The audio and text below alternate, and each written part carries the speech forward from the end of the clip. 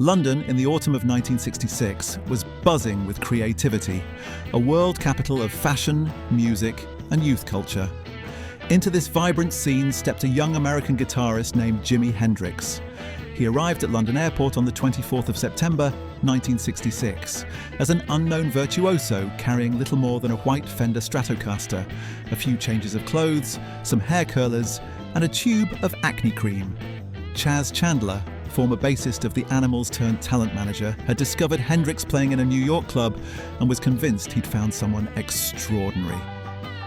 "I thought musically he was the best guitarist I'd ever seen," Chandler later remarked of the first time he saw Jimi perform. So we went down to the Cafe War in Greenwich Village, and Jimi was there. It was like a pickup band he just met that afternoon, and the first song Jimi played was Hey Joe.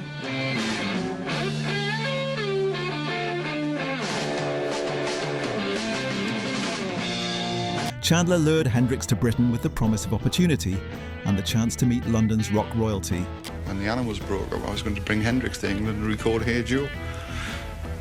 We sat talking after I'd seen him play, talked about the theory of coming to England and forming a group and playing. He had a lot of doubts about coming to England. His actual words to me at the time was, "What's the point in me going to England as a guitar player?" He says, "You've got Eric Clapton and Jeff Beck over there." He says, "You don't need one more guitar player." And I said, "Well, I'm sure that if Eric and Jeff see you, that they're going to end up like admiring your playing." I said, "You know," he said, and he turned around, he said, "Well, look," he says, "I know you know Eric and all that, because, you know, Yardbirds days and all this." He said, "If you guarantee me he'll introduce us to Eric Clapton, I'll come to London." From the moment Hendrix set foot in London, things moved at lightning speed. On his very first evening in the city, he was taken to the Scotch of St. James nightclub, a hotspot for musicians and trendsetters. Although Hendrix technically had no work visa, he couldn't resist jamming on stage.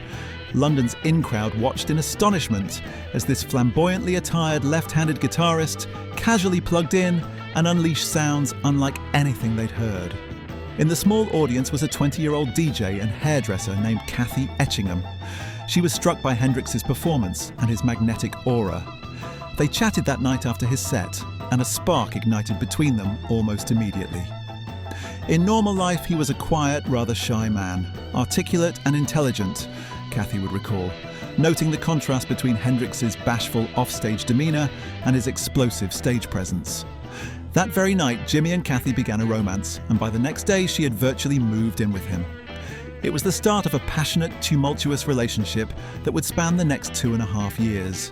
Jimi Hendrix hit the London scene like a bomb. Every band, every guitarist wanted to see him. Hendrix quickly became the talk of London's music scene. Word spread among the city's top rock musicians that an exceptional new talent had arrived. True to his word, Chas Chandler began introducing Jimi to his British contemporaries. 1 week after his arrival, on the 1st of October 1966, Chandler brought Hendrix to London Polytechnic, where the supergroup Cream was performing. Eric Clapton, widely revered at the time as the top guitar god in England, agreed to let Hendrix join them on stage for a jam. Hendrix strapped on his guitar and launched into Howlin' Wolf's Killing Floor at breakneck speed. He played the guitar behind his head and with his teeth, pouring showmanship and soul into every note. The club audience of seasoned rockers and musicians stood dumbfounded. Jimi's first real appearance in London was jamming with the Cream just down the road from here. And I'll never forget Eric's face. Ginger, you know, he'd said he was a bit concerned of somebody jamming. He was very aware that it was a very important time for Cream to break. And he regarded the gig as very important. And he said, well, Jimi can come on stage, but Eric's got to stay there to keep him straight. Well, Jimi started playing and Eric just put his guitar down and walked off and just come and stood and watched. He was great. I mean, Eric Clapton himself was so shocked by Jimi's skill that partway through the song, he reportedly walked off to the side of the stage to light a cigarette, hands trembling. "He got up and blew everyone's mind," Clapton said later, describing his disbelief at Hendrix's talent. In the dressing room afterward, a flabbergasted Clapton confessed to Chandler, "You never told me he was that good." That night, the reigning king of British guitar had effectively crowned a successor. The news of Hendrix's prowess rippled through London's musical community. Members of The Who, the Rolling Stones, the Beatles, and every major band in town soon knew that they had to see this sensational American guitarist for themselves. Chandler wasted no time turning Hendrix's potential into a career. He set about assembling a British backing band that would complement Jimi's incendiary guitar work. Auditions were arranged to find suitable musicians. Noel Redding, a young guitarist with a head of wild hair, was invited to try out. Though to his surprise, Chandler asked him to play bass. Noel came up to try and get an audition for the New Animals as a guitar player. This guy walked in with a haircut the same as Hendrix. And I said, well, Vic Briggs has got the gig with the Animals, but I'm looking for a bass player with this guy I brought from the States. I said, he's such an amazing guitar player, he might want you, you'll see him and want to pack the guitar in and go to bass, you know. So I whipped Noel down that day, and he borrowed my bass guitar. He never played bass before. And him and Jimi sat there for about 2 hours, and Jimi said, hey, I like this guy. That's the first one. Hendrix liked Noel's look and vibe, and Noel quickly picked up the bass lines to Jimi's songs. Shortly thereafter, a skilled London drummer named Mitch Mitchell, fresh from Georgie fame's Blue Flames, came on board after impressing Jimi with his jazz-influenced rhythmic flair. Mitch Mitchell had just split up with the Blue Flames, and he was looking for a gig. And it was a toss-up between Ainsley Dunbar and Mitch Mitchell, and literally we spun a coin. We couldn't make our minds up, and it fell for Mitch. You know? By October 1966, the lineup was set. The trio dubbed themselves the Jimi Hendrix Experience, and they played their first gigs in France and around the UK that autumn. Well, the boys have got a new one out on the 17th of March, and this one's going to really take the market by storm. So let's hear once again the Jimi Hendrix Experience.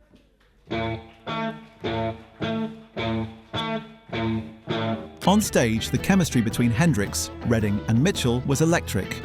Off stage, the soft-spoken Hendrix bonded with his new English bandmates over a shared excitement for pushing musical boundaries. The experience was ready to make its mark, and London would be the launch pad. In the winter of 1967, Jimi Hendrix went from curiosity to bona fide star in Britain. The Jimi Hendrix Experience's debut single, Hey Joe, hit the UK airwaves in December '66 and climbed the charts in early '67. Hey Joe, where you going with that gun of yours?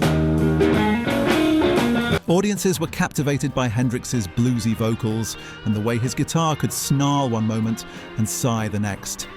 He followed quickly with the psychedelic rocker Purple Haze and the wistful ballad The Wind Cries Mary, both released in the spring of 1967 and both becoming top 10 hits. Wind scream, Mary.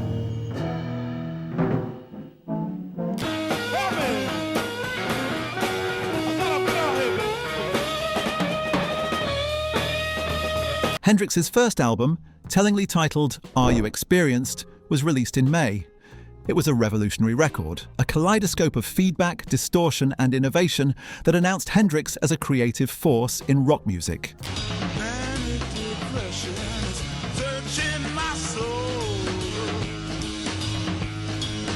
British listeners who had been weaned on the Beatles and the Stones suddenly found a new kind of guitar hero in Hendrix, one who married American blues roots with the experimental spirit of the swinging 60s. I thought at first that, his band, The Experience, I thought it was a bit of a mistake. I thought it was a hype, really. I felt from the first that he should have had a band, at least an American band, whether they were white or black, didn't matter, as long as they kind of knew the music they were playing. I felt that Chaz had really just picked up two free musicians who were in the rock field loosely. I think Mitch before that was playing with sort of Georgie fame and more into a jazz thing. I don't know what Noel was doing, but I mean, it didn't take him long. Once Jimi sort of introduced him to his music, they really got into it very quickly. On stage, Hendrix was absolutely mesmerizing. He treated performance like a form of theatre and primal ritual combined. By now, he had cultivated a striking image. Wild afro hair topped with a hat, gaudy military-style jackets, flowing scarves, and rings on every finger. Audiences watched in awe as he would hammer out blistering riffs, then gently coax wailing feedback from his amplifiers. One infamous night, the 31st of March 1967, Hendrix pushed his showmanship to new heights.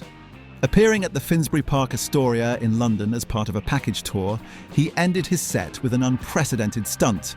He doused his guitar in lighter fluid and set it on fire on stage.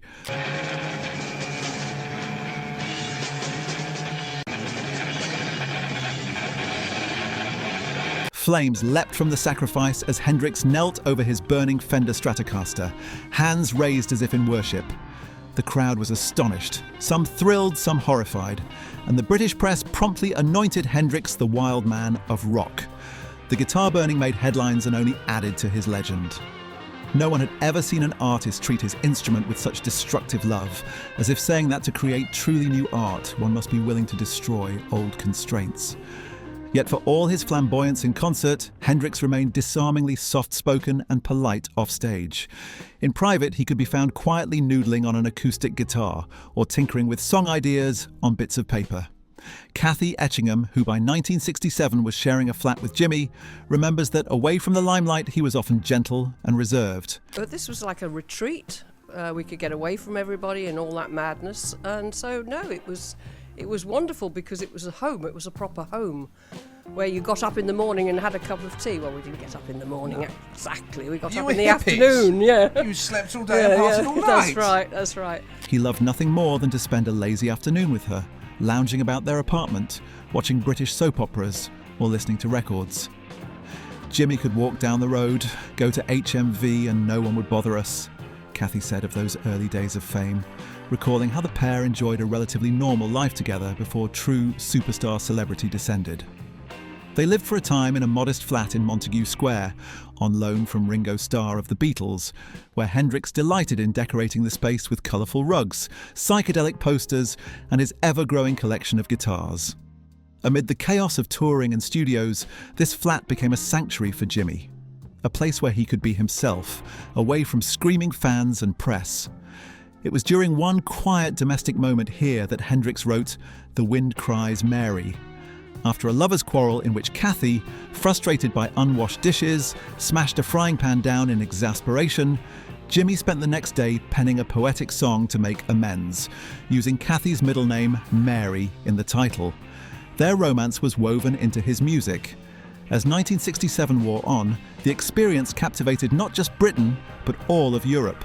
They toured extensively, Jimmy's guitar pyrotechnics leaving audiences speechless in Paris, Stockholm, and beyond.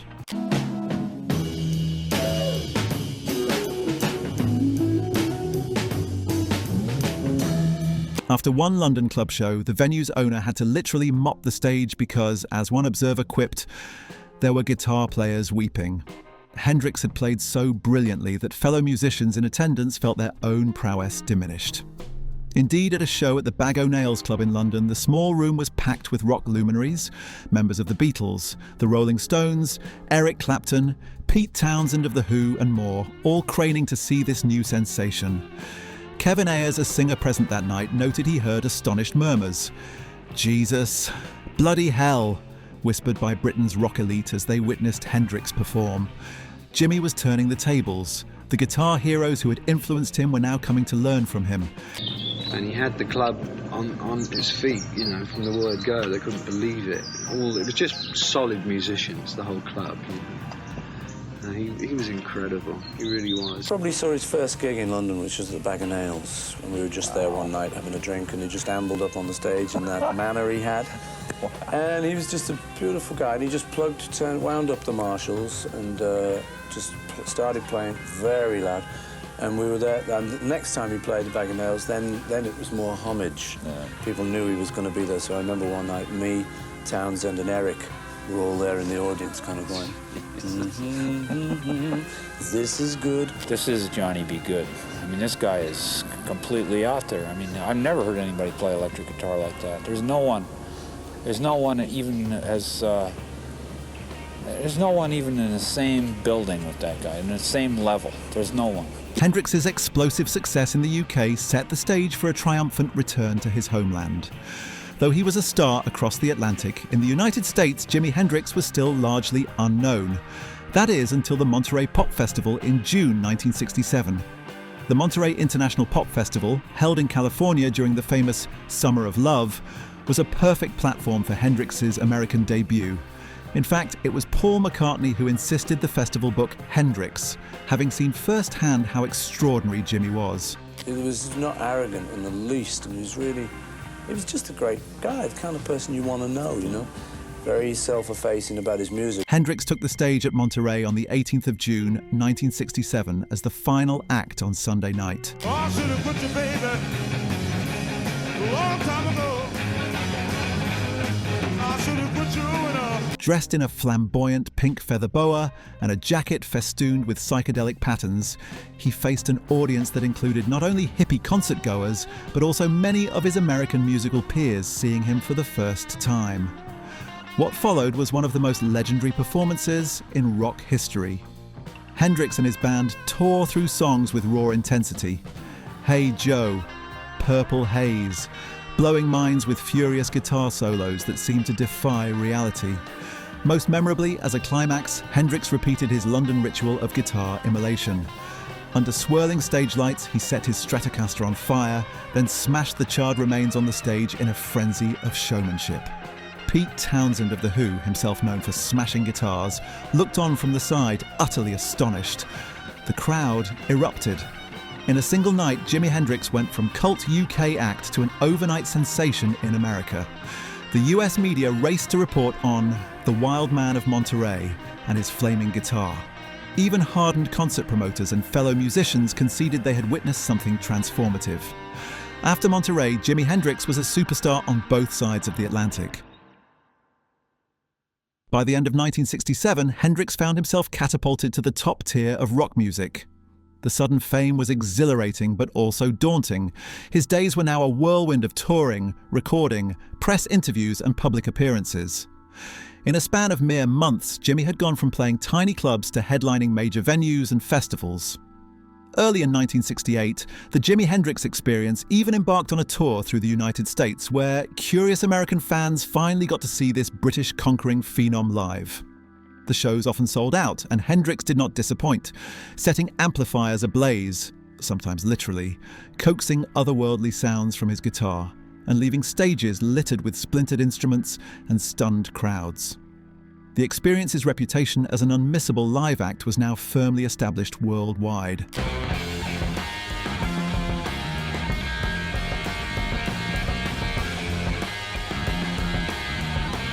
Amid the hectic tour schedule, Hendrix somehow managed to keep creating new music at an astonishing pace. In December 1967, just 7 months after the debut album, The Experience released a second album, Axis, Bold as Love. There was no beginning and end to our albums. It was just a constant recording whenever I had an opportunity. Although rushed by record label deadlines, it showcased Hendrix's evolving songwriting and studio experimentation, from the tender psychedelia of Little Wing to the playful phasing effects of If 6 Was 9. It's all right, she says it's all right.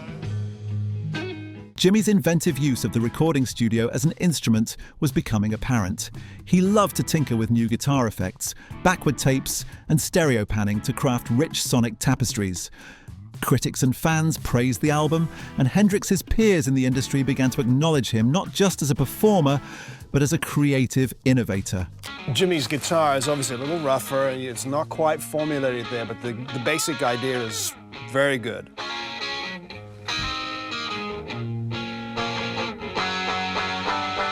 We'd learn the tunes in the studio, actually. Hendrix would show me the tunes. I'd learn them on the guitar, normally.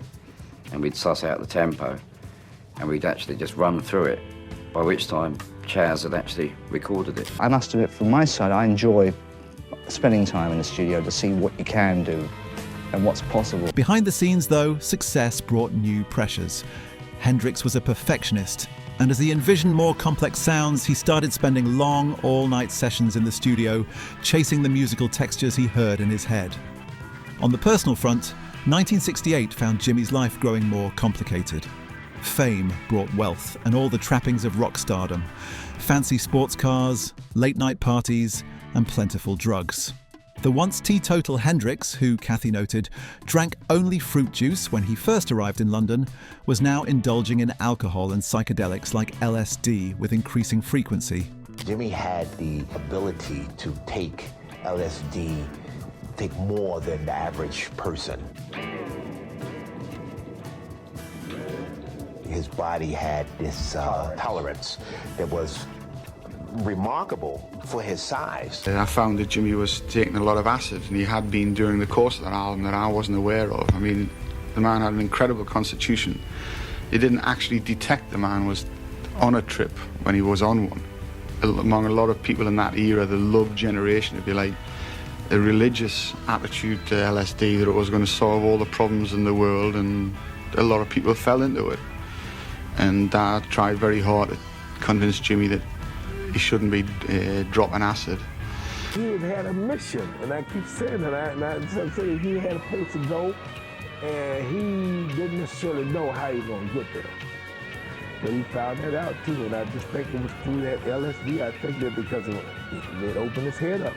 In their offstage hours, Jimi and Kathy would still share intimate moments, sipping sweet wine and listening to Bob Dylan records. But cracks in their relationship had begun to appear. Hendrix was often on the road or in the studio, and when he was home in London, their flat turned into a social hub for Jimi's ever-expanding entourage. Kathy found herself playing host to an endless parade of friends, fellow musicians, and hangers-on who drifted in and out at all hours. Privacy became scarce. Jimi's flirtations with the many female admirers who flocked around him grew more blatant, testing Kathy's patience. For his part, Hendrix could be possessive and jealous if Kathy even spoke to other men, yet he struggled to stay faithful himself given the constant temptation of groupies, whom he jokingly dubbed Band-Aids, as Kathy later revealed. Despite these strains, Hendrix still cherished having a home base in London with Kathy. In 1968, they moved into a new flat at 23 Brook Street in Mayfair, notably a property adjacent to the former home of Baroque composer George Friedrich Handel. Hendrix was delighted by this historical coincidence. On learning that Handel had composed music next door 2 centuries earlier, Jimi ran out to buy a copy of Handel's Messiah on vinyl, eager to connect with the classical spirit in the walls. He even whimsically claimed to have seen Handel's ghost one lonely night. Decorating their love nest became a shared adventure. Jimi and Kathy adorned the flat in bohemian style with tapestries, plush cushions and Indian incense, mixing rock and roll eccentricity with cozy domesticity. "That flat was the only home I ever had," Hendrix said fondly. Indeed, for a while, life at Brook Street provided a slice of normalcy. The couple would sleep into the afternoon after late nights out, then spend lazy days brewing tea, chatting, and even going ice skating in Hyde Park like an ordinary young pair in love. Hendrix, for all his fame, could sometimes stroll down to the local record shop unbothered, or drop by the corner pub with Kathy to share a quiet pint. Within the cocoon of their flat, he wasn't a rock god. He was just Jimi, a shy young man who liked simple pleasures. As 1968 progressed, however, Jimi's dual life, the gentle homebody versus the frenetic superstar, became ever harder to reconcile. In the spring of 1968, The Experience started work on what would become their third album, Electric Ladyland. This project was Hendrix's grand artistic statement, a sprawling double LP meant to capture the full range of his vision. He took the lead in the studio, determined to perfect every note and experiment with every sound technique available. The recording sessions often stretched till dawn, with Hendrix obsessively overdubbing guitar parts or coaxing novel noises from feedback.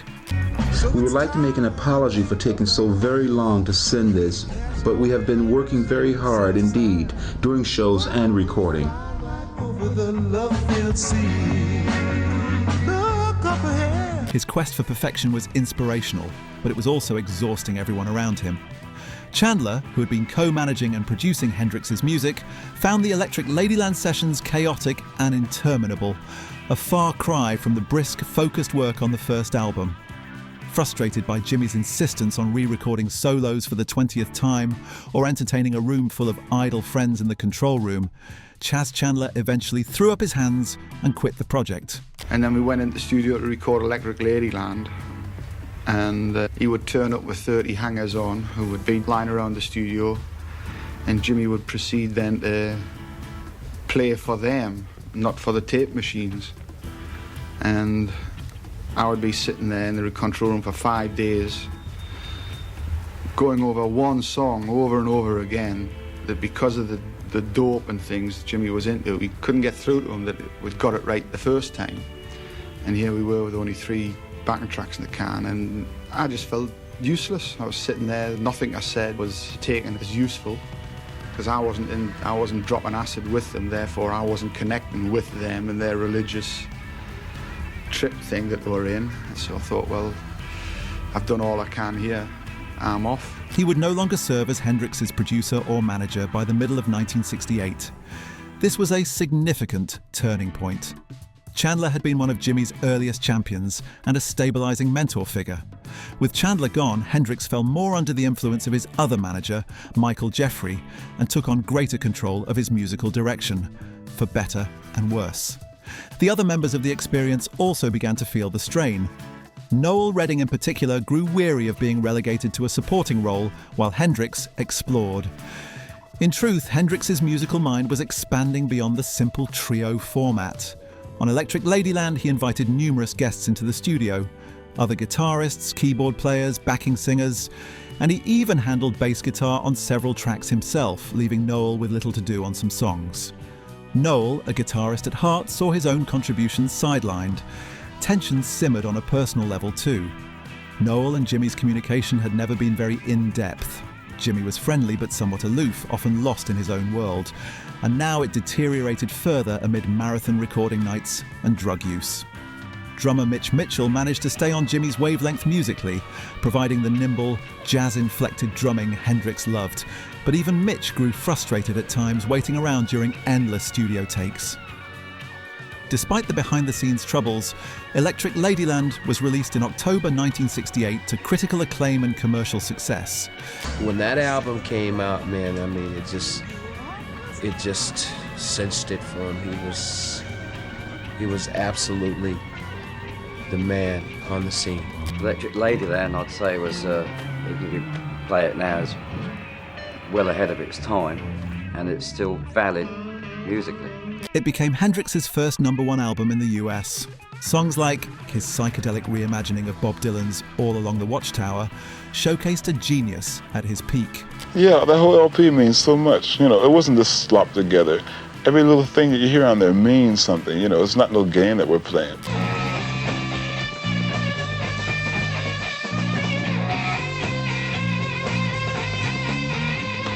Beautiful album. I think it's a well-balanced album. And it definitely broke some rules, and it pushed the boundaries way, way out there. I mean, that's probably the most experimental album that Jimmy had ever done. Jimmy's artistry seemed untouchable, yet those close to him could see the toll that fame and constant work were taking. Hendrix was using drugs more heavily now, cannabis and LSD frequently, and occasionally cocaine, to cope with stress and spark creativity. I'm in my dressing room, Rabbit comes in, he says, "Hey Mark, man," he said, "Jimmy wants to see you." I said, "Okay, man, we'll get some dry clothes on, I'll be right over." So I go over to Jimmy's dressing room, and he says, "Brother Mark, how you doing?" We give each other a hug, and then I look over, and dude, on the table they got these look like snowdrifts of lines up there, you know, and I'm going, oh my God. His temper, usually mild, could flare unpredictably when he was high or when something didn't go right. In one incident in early 1968, during a tour stop in Sweden, an intoxicated Hendrix got into a destructive argument with Noel Redding and punched his hand through a plate glass window, badly cutting himself and earning a night in a Gothenburg jail cell. He laughed it off afterward, but such flashes of anger were a new and worrying development. For Kathy Etchingham, life with Jimmy had become an emotional roller coaster. At times he was sweet and tender, the man who lovingly called her "My Mary" and wrote songs for her. Other times, especially under the influence of various substances, he could be moody, even aggressive. Increasingly, Kathy found herself caught in volatile scenes. Things could get volatile, she admitted of that period. One night, an argument with Jimmy over a trivial matter escalated to the point where he chased her into the street and grabbed at her clothing in a jealous rage, accidentally tearing her dress off in public. Though they would reconcile, these episodes left Kathy shaken. "I've got a survival instinct," she later reflected. "I was going to carry on my life and not become a drug addict."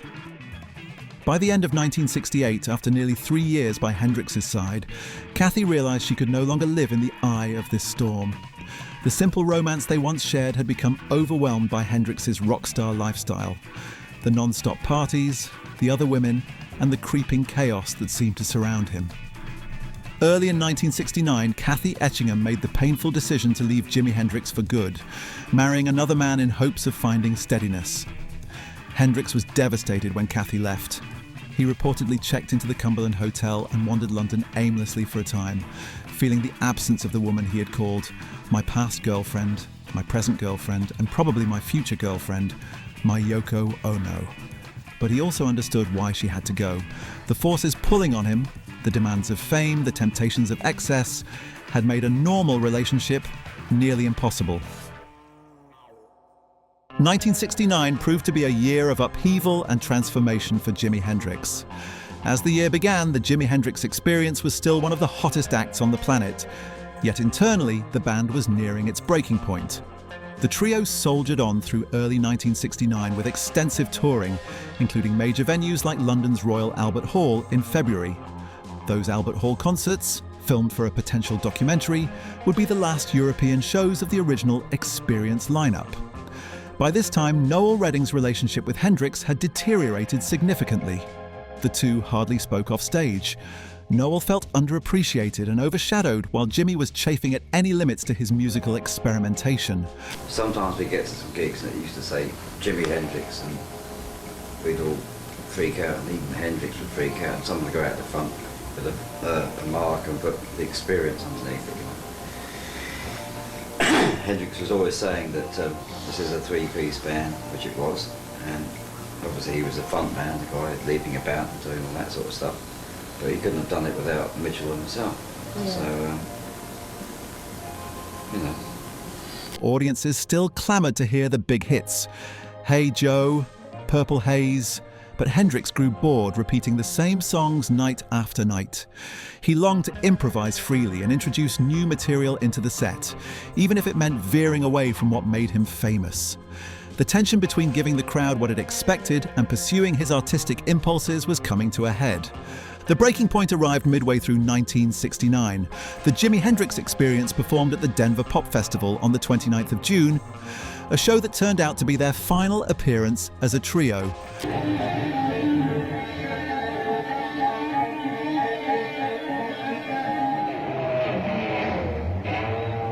Backstage at Denver, Jimi casually mentioned to a reporter that he was thinking of expanding his band, adding additional musicians to broaden the sound. He hadn't discussed this plan with Noel Redding, who only learned of it when the journalist's questions hinted at Noel's potential replacement. Feeling blindsided and insulted, Noel reached the end of his tether. After the show, which ended chaotically amid police tear gas used to control a rowdy crowd, Noel decided he was done. The recording sessions were chaos, and on stage it was getting ridiculous, Noel Redding said of those final months.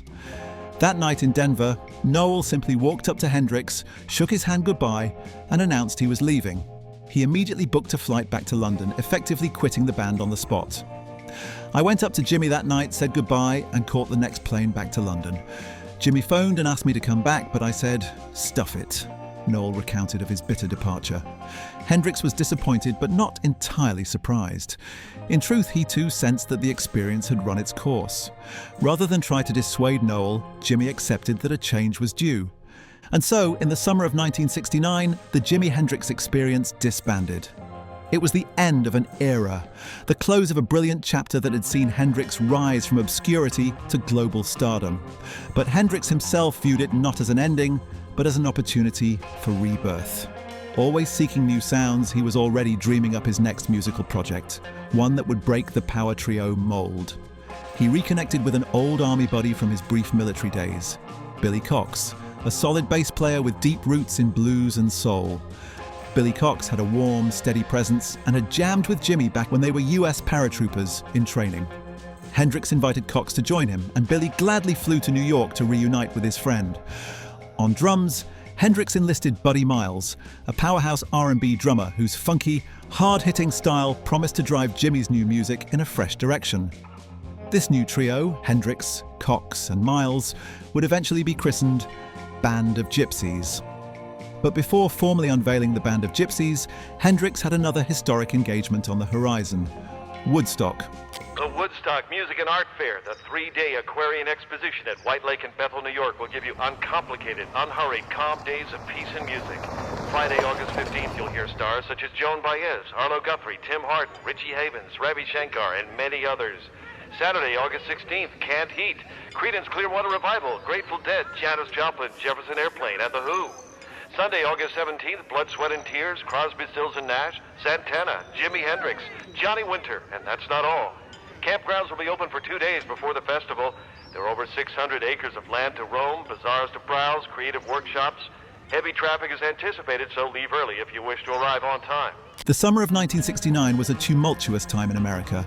Protests, the moon landing, cultural upheaval, and the Woodstock Music and Art Fair in August was billed as a grand festival, capping the decade's counterculture revolution. Jimi Hendrix was booked as the headliner.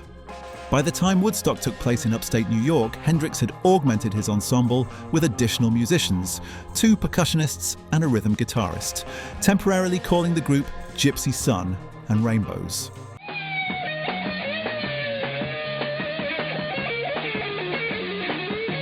Due to weather delays and logistical chaos, Hendrix didn't hit the Woodstock stage until Monday morning, after the planned 3-day festival had officially ended and many attendees had already left.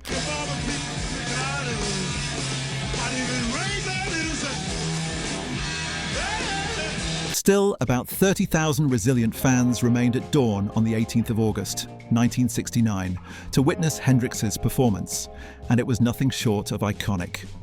Though visibly tired, Jimmy delivered a sprawling, expressive set. The defining moment came when he launched into an improvised solo rendition of The Star-Spangled Banner. With just his white Fender Stratocaster and stacks of amplifiers, Hendrix transformed the US national anthem into a wild sonic painting.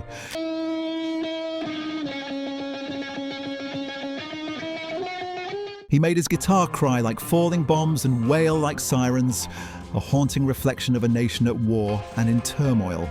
The distorted, feedback-laden notes mimicked exploding shells and screaming voices, capturing both the horror and hope of the era.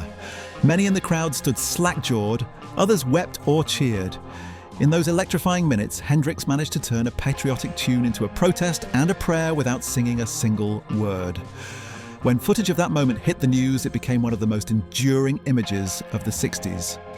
Jimi Hendrix at Woodstock, coaxing anguish and beauty out of his guitar, solidified his reputation as not only a musician but a cultural force. Like a festival of 500,000 people was a very beautiful turnout. You know?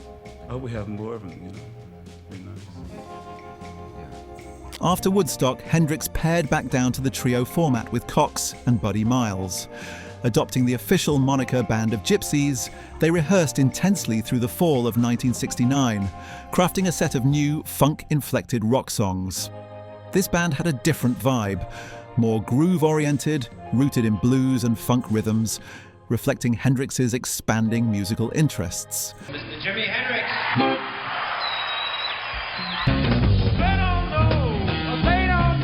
On New Year's Eve 1969, at the turn of the decade, Band of Gypsies made their debut with a series of 4 concerts at the Fillmore East in New York City.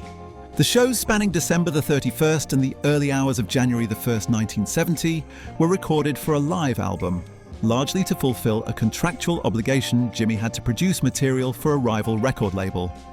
The Band of Gypsies' performances were potent and raw.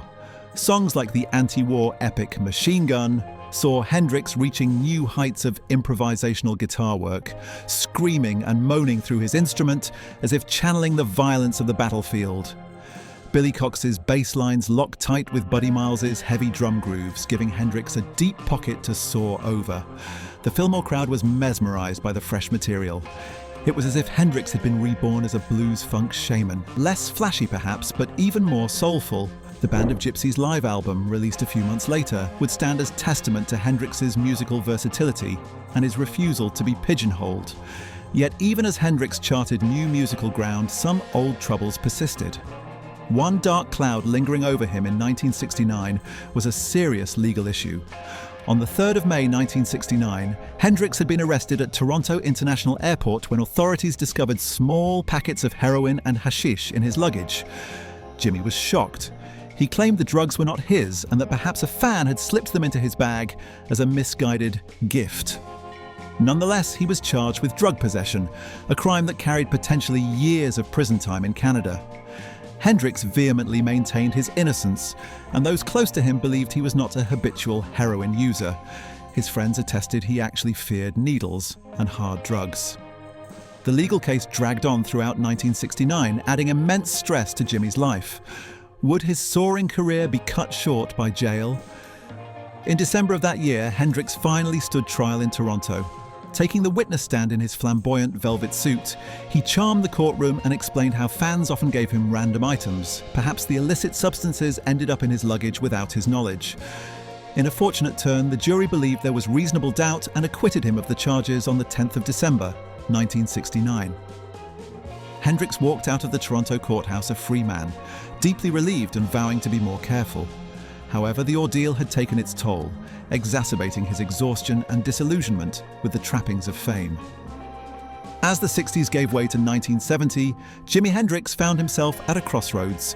He was the highest paid rock musician in the world and universally acclaimed as a guitar genius.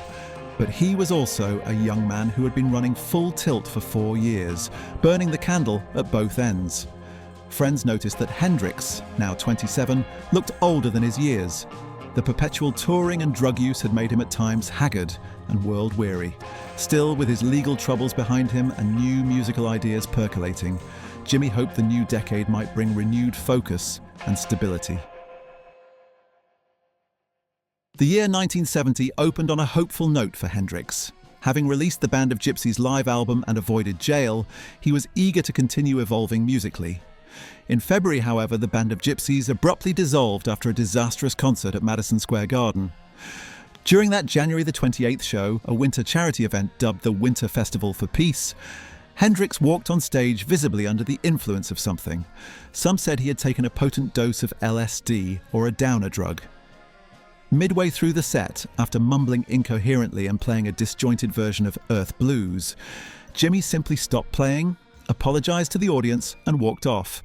He later said, "I'm sorry, I just can't go on."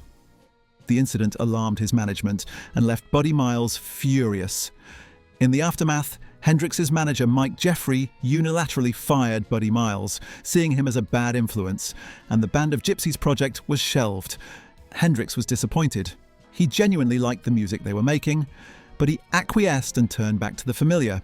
He reunited with drummer Mitch Mitchell. With Billy Cox remaining on bass, this new trio effectively combined the old experience and the Band of Gypsies, forming what some fans call the Cry of Love Band, named after the last tour. Through the spring and summer of 1970, Hendrix, Cox and Mitchell embarked on an extensive tour across America. Dubbed the Cry of Love Tour, it saw Hendrix headlining major arenas and festivals once again. Jimi was still a huge draw. Tens of thousands of fans would gather to witness his magic. At these shows, Hendrix often debuted new material he'd been working on, including songs like Easy Rider, Freedom, and Room Full of Mirrors.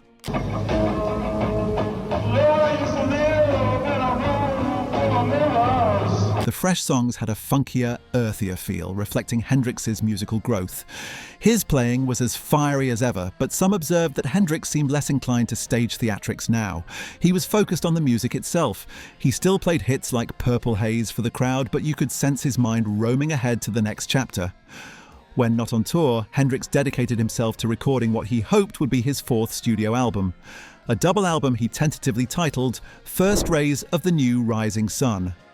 In the summer of 1970, a long-time dream of Jimi's came true. He opened his own recording facility in New York City, Electric Lady Studios, a state-of-the-art studio built to his specifications. Finally, he had a comfortable, creative haven where he could record at any hour, experiment with soundscapes, and jam freely without clock-watching record executives. August 1970 saw Jimi practically living in Electric Lady Studios, laying down dozens of tracks and refining his new songs. This period was a creative renaissance for him. Close friends said he was excited about the future, talking about new musical directions and even possible collaborations. Yet hints of burnout were never far. Billy Cox recalled that during the European leg of the tour later that summer, Hendrix was feeling extraordinarily tired and sometimes depressed. Decades of constant travel, loud concerts and chemical use had left him physically run down. By September, the band flew to Europe for a short tour. One of the biggest engagements was the Isle of Wight Festival off the coast of England, where on the 31st of August 1970, Hendrix headlined before an immense crowd, estimated at over 600,000, even larger than Woodstock. I've read the specs, they say 600,000 people were there. So that's double Woodstock. I sensed the crowd. It was overwhelming. It was monstrous. It was a bittersweet homecoming to British soil. On stage in the wee hours at the Isle of Wight, Hendrix delivered a set with flashes of brilliance, yet he also seemed frustrated at times, fighting sound issues, muttering about the cold night, and at one point saying candidly into the mic, "We're just jamming, that's all." Critics later noted that the performance, while strong, lacked some of the fire of earlier days, perhaps a sign of Hendrix's exhaustion. After the Isle of Wight, a few more shows dotted the schedule. On the 6th of September 1970, Hendrix played what would tragically be his final full concert at the open-air Love and Peace Festival on the Isle of Fehmarn in West Germany. The event was marred by bad weather and logistical problems. Hendrix was even reluctant to take the stage due to high winds and rain, but eventually he did, joking to the sparse crowd about the confused skies.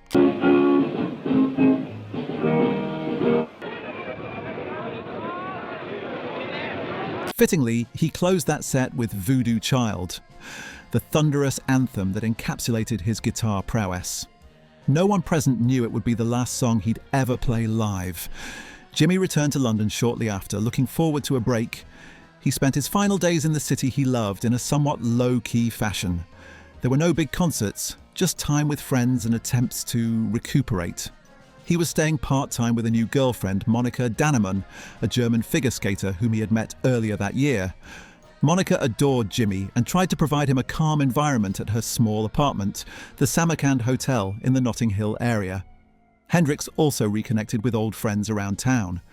On the 16th of September 1970, he made a surprise late-night appearance at Ronnie Scott's Jazz Club in Soho, joining his friend Eric Burdon, formerly of The Animals, and Burdon's new band War for an impromptu jam. Jimi played a blues number or two, a final brief spark on stage, before slipping away into the night. Those who saw him that evening noted he played beautifully but seemed a little subdued, as if deep in thought. On the 17th of September 1970, Hendrix spent the day with Monika Dannemann. They strolled through London's funky Camden Market and Kensington, at one point meeting up casually with Kathy Etchingham by chance. Kathy noticed Jimi looked tired and had even grown a bit of a grey tinge in his dark hair. The two chatted politely, a brief reunion of past lovers, and Kathy walked away with an uneasy feeling that Jimi was not in a good state. That night, Jimi attended a small party and then returned to Monika's flat very late, around 3 a.m. Feeling restless and unable to sleep, he apparently took some sleeping pills, Vesperax tablets prescribed to Monika, to help him rest. Sometime in the early hours of the 18th of September, 1970, Jimi Hendrix's brilliant life came to a tragic end. Monika Dannemann awoke in the morning to find Jimi unconscious and unresponsive, breathing faintly. Panicked, she called for an ambulance. Hendrix was rushed to St Mary Abbott's Hospital, but it was too late. The young man who had electrified the world was pronounced dead late that morning, just a few weeks shy of his 28th birthday. Jimi Hendrix, popular electric guitarist and idol of the acid rock generation, died today in London, apparently from an overdose of drugs. The news of Jimi Hendrix's death sent shockwaves around the globe. Fans and friends alike were stunned that this vibrant musical force was suddenly gone. In London, radio stations played his songs in tribute as distraught admirers gathered outside the hospital and his Brook Street flat to lay flowers and mourn. Fellow musicians, many of whom had considered Jimi a friend or at least a respected colleague, were heartbroken. It scared me, because he was clearly going to be a huge star.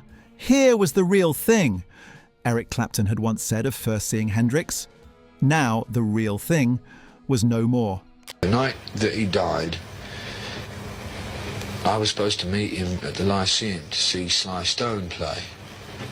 And I brought with me a left-handed Stratocaster, and it's the only I've just found it. And I think I bought it at Orange Music. I'd never seen one before, and I was going to give it to him. And he was in a box over there, and I was in a box over there, and I could see him, but I couldn't. We never got together. And the next day, whack, he was gone, and I was left with that left-handed Stratocaster.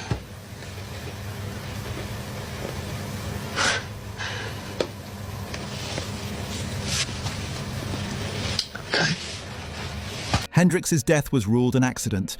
He had asphyxiated on his own vomit after taking an overdose of sleeping pills mixed with wine. There was no evidence of suicide. It appeared to be a tragic misjudgment by an utterly exhausted man seeking a little peace. Some in Hendrix's circle, including Eric Burdon and Kathy Etchingham, later raised questions about the circumstances, inconsistencies in Monica's account and the emergency response, but no definitive answers ever emerged. Kathy, reflecting on the loss of the man she had loved, lamented the simple truth. Jimmy died because the simple things got complicated.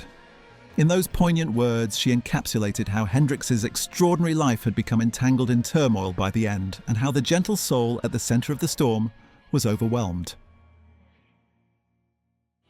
The story of Jimi Hendrix from his arrival in London to his untimely death spans just 4 years, a mere moment in time. Yet its impact on music and culture is immeasurable. In London, Hendrix had found the creative acceptance and audience that eluded him in America, and in turn he helped revolutionise the British rock scene, influencing a generation of musicians with his imaginative playing. His personal journey was one of spectacular highs and deep lows. We saw Jimmy, the exuberant performer, setting his guitar aflame to conjure new musical fire. We saw Jimmy, the sensitive poet, writing Little Wing and Angel with a fragile, heartfelt touch. We saw him revel in love and friendship, the shy, funny young man Kathy Etchingham fell for, and we saw how the pressures of fame and excess took their toll on that very spirit. In the end, Jimi Hendrix's life is remembered as a comet across the sky of the 1960s. Brilliant, beautiful, and all too brief. He was just 27 when he left this world, joining the tragic pantheon of youthful rock icons, yet his artistic legacy only grew larger with time. His recordings continue to astonish new listeners. His once radical techniques are now fundamental to rock guitar playing. Hendrix's influence can be heard in countless riffs, seen in every amplifier pushed to its limits. And his story, a story of a gifted outsider who came to London with nothing but talent and changed the world, remains an inspiration. In the words of one of his friends, he could be grumpy and he could be terrible in the studio, but he was fun, he was charming. I want people to remember the man I knew. And so we do. Jimi Hendrix, the man and the musician. When Jimi Hendrix arrived in London, there was already an album that had changed the electric guitar forever, released the previous year. If you want to find out why that album had such an influence on so many guitar players, click the thumbnail on screen.